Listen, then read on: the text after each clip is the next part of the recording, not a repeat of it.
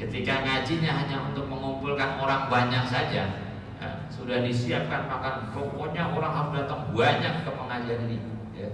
Nasi uduk udah bukan nasi uduk lagi, nasi liwet pagi-pagi 300 porsi.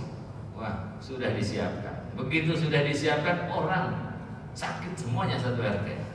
Nggak ada ya datang, kecewa, bubarin aja pengajiannya. Untuk pandangan capek, ibadah yang seperti itu lelah, ria, sum'ah, ujub, takabur, itu penyakit hati.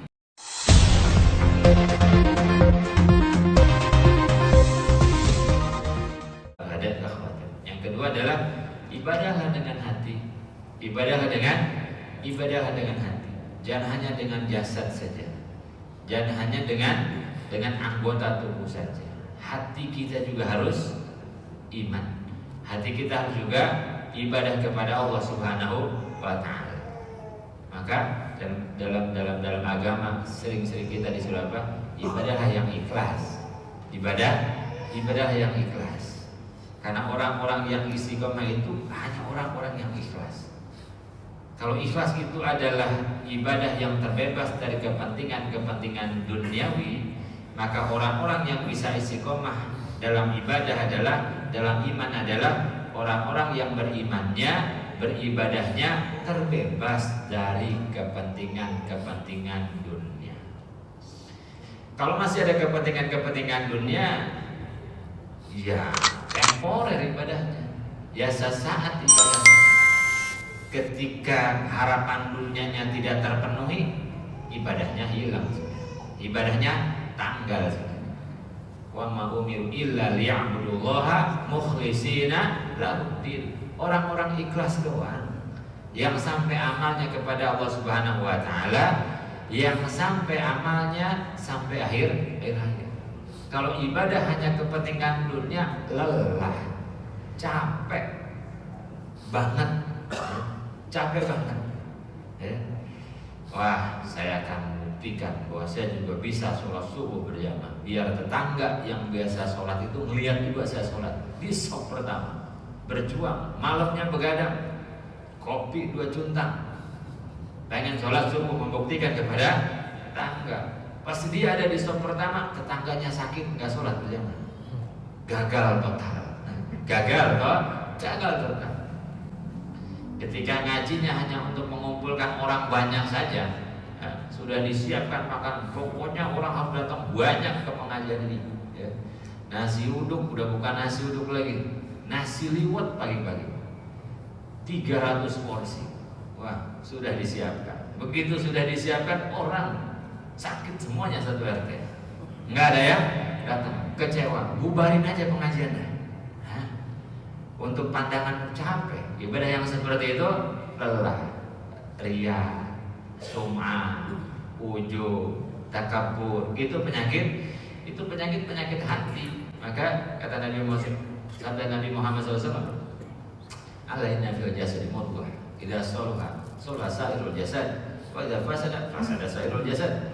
Ingat, dalam diri manusia ada sebuah paling qalbu namanya, hati namanya, al-wahil qalb. Kata Nabi itu adalah qalb, hati yang mudah berbulak-balik. Kalau bahaya nih, kalau bagus nih hati, bagus seluruh jasad.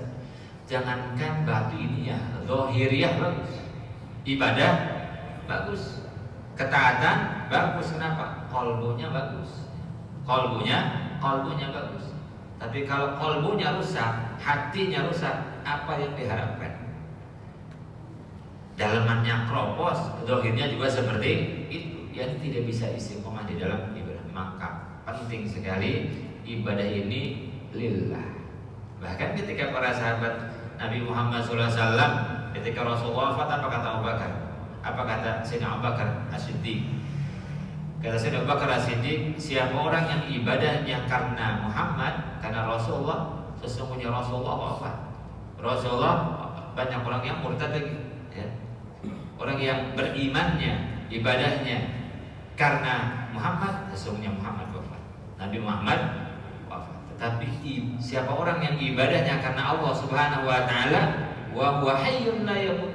Allah Subhanahu wa taala hidup, tidak akan pernah tidak akan pernah mati.